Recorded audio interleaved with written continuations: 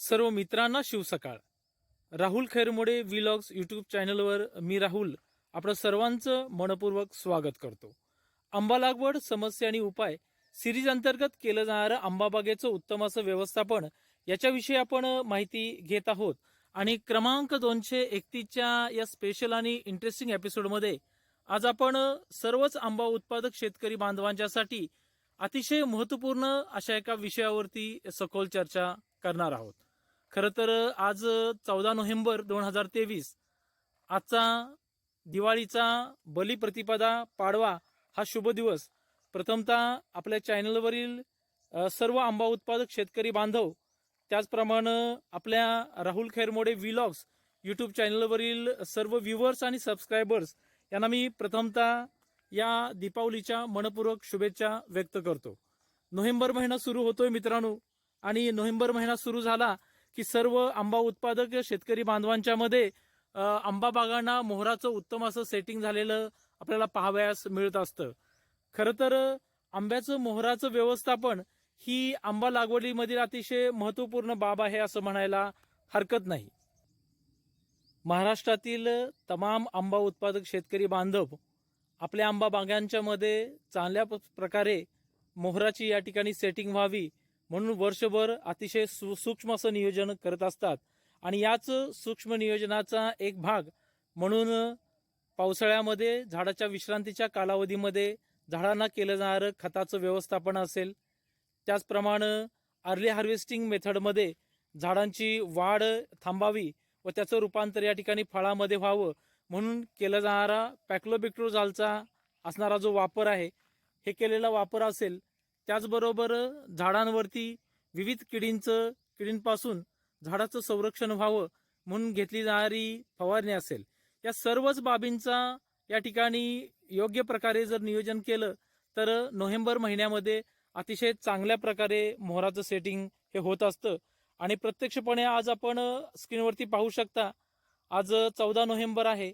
अगदी नोव्हेंबरच्या पहिल्या आठवड्यामध्येच या ठिकाणी ह्या स्क्रीनवर दिसणाऱ्या तोतापुरी या झाडाला भरगच असा मोहर यायला सुरुवात झालेली आहे.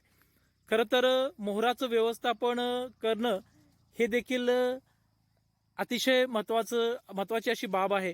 आणि इतर सर्व बाबींच्या बरोबर आलेल्या मोहराचं सेटिंग चांगलं होणं आणि त्याच्यामधून अतिशय चांगल्या दर्जेदार फळं तयार होणं, याच्यासाठी सुद्धा शेतकरी बांधवांनी अतिशय काळजीपूर्वक हे मोहराचं व्यवस्थापन समजून घेणं खूप गरजेचं आहे. खरं तर आपल्या राहुल खैरमोडे व्लॉग्स या यूट्यूब चॅनलवर आपण यापूर्वी सुद्धा मोहर कालावधीमध्ये शेतकऱ्यांनी कोणती फवारणी करावी, या कालावधीमध्ये खत व्यवस्थापन कसं करायला हवं, या मोहराचं विविध किडींपासून संरक्षण व्हावं म्हणून आपण कोणती काळजी घ्यायला पाहिजे, याच्याबद्दलची सखोल माहिती आपल्या यूट्यूब चॅनलवर आपण यापूर्वी सुद्धा दिलेलीच आहे. तरी सुद्धा आज आपण याच मोहर व्यवस्थापनामध्ये अतिशय सूक्ष्म मात्र जर आपण याची जर काळजी घेतली तर नक्कीच खूप चांगले रिझल्ट देऊ शकेल अशा एका महत्त्वाच्या गोष्टीवरती आपण चर्चा करणार आहोत. खरं तर मोहर आल्यानंतर बऱ्याच वेळा आपल्या आंबा बागेमध्ये आलेल्या मोहरावरती भुरी पडणं, करपा पडणं, त्याच्यानंतर तुडतुड्यांचा असणारा जो प्रादुर्भाव आहे, अशा प्रकारच्या समस्या आपल्याला या ठिकाणी भेडसावत असतात. आणि याच्यापासूनच आपल्या मोहराचं चांगलं संरक्षण व्हावं याच उद्देशानं आपण विविध प्रकारचे उपाय देखील करत असतो. ज्याच्यामध्ये प्रामुख्यानं मी मगाशी सांगितलं की या मोहर येण्यापूर्वी आणि मोहर आल्यानंतर काही विशिष्ट फवारण्या आपण आपल्या झाडावरती करत असतो, ज्याच्यामध्ये प्रामुख्यानं 05234 असेल, त्याचप्रमाणे प्लानोफिकची असणारी फवारणी सुद्धा महत्त्वाची असते.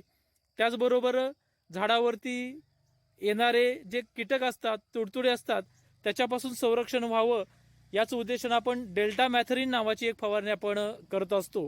आणि याच फवारण्यांच्या बरोबर ज्याला आपण एकात्मिक किडीचं व्यवस्थापन असं म्हणतो, त्याच व्यवस्थापनामध्ये अतिशय महत्त्वपूर्ण असणारा एक घटक आज आपण पाहणार आहोत. आपण पाहू शकता 4 वर्ष वयाचं असणारं हे तोतापुरी जातीचं हे झाड आहे.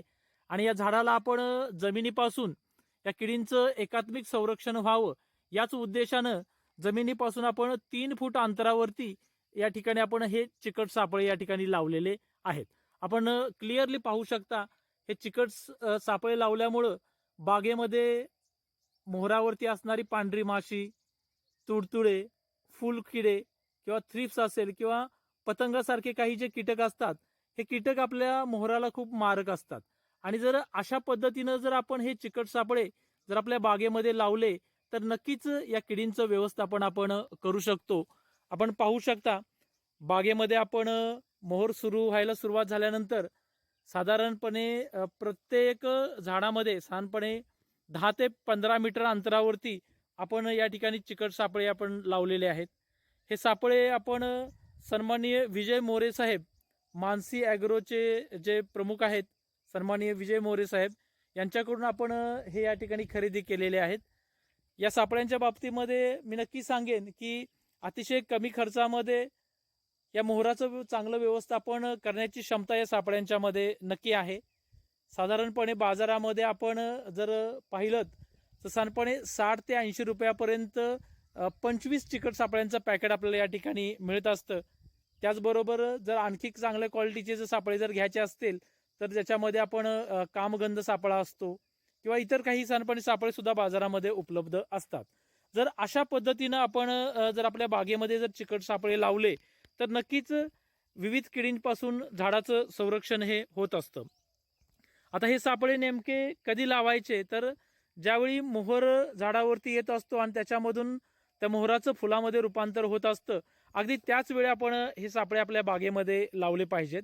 हे सापळे लावत असताना सुद्धा मी मगाशी सांगितलं त्या पद्धतीनं जमिनीपासून झाडाच्या उंचीनुसार 3 ते 3.25 फूट उंचीवरती आपण हे सापळे जर आपण लावले तर या किडींचं व्यवस्थापन करणं सोपं जातं.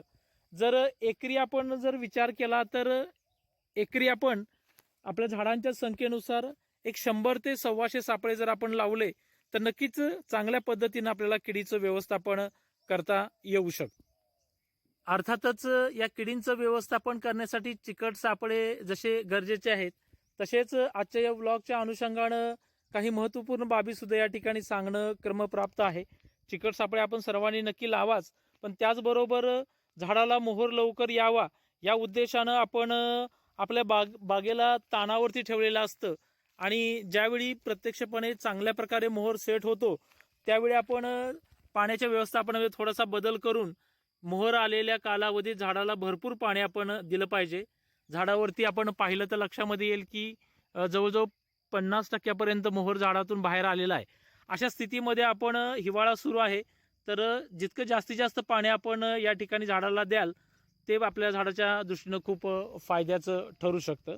मी मगाशी म्हटलं त्या पद्धतीनं की मोहरामध्ये भुरी येणं, करपा येणं, फळांची गळ होणं, फळं पिवळी होऊन पडणं अशा विविध समस्या या ठिकाणी आपल्या बागेमध्ये येत असतात आणि या समस्या या ठिकाणी येऊ नयेत म्हणून आपण काही विशिष्ट फवारण्या करतो. त्याच्यामध्ये प्लानोफिक्स ही एक चांगली फवारणी याच्यामध्ये आहे. आपण सर्वांनी मोहर येण्यापूर्वी आणि मोहर आल्यानंतर प्रति लिटर प्रति पंप आपण 15 मिली जर प्लानोफिकची फवारणी घेतली तर नक्कीच ही फवारणी खूप फायदेशीर ठरू शकते. आजच्या छोट्याशा व्लॉगच्या अनुषंगानं आपण चिकट सापळे आपल्या बागेच्या दृष्टीनं किती महत्त्वाचे आहेत याच्याबद्दलची माहिती घेतली. त्याचबरोबर येणारा सीझन अतिशय चांगल्या पद्धतीनं होण्यासाठी आपण अचूक फवारणी, अचूक खताचं व्यवस्थापन सुद्धा आपण करायला पाहिजे. बऱ्याच शेतकरी बांधवांच्याकडून मोहर येणाऱ्या कालावधीमध्ये आपण कोणतं खत व्यवस्थापन केलं पाहिजे याच्याबद्दलची विचारणा होत असते. तर मी प्रामुख्याने नेहमी सांगतो की झाड त्याच्या विश्रांतीच्या कालावधीमध्ये या ठिकाणी प्रामुख्यानं अन्नद्रव्ये जमा करत असतं.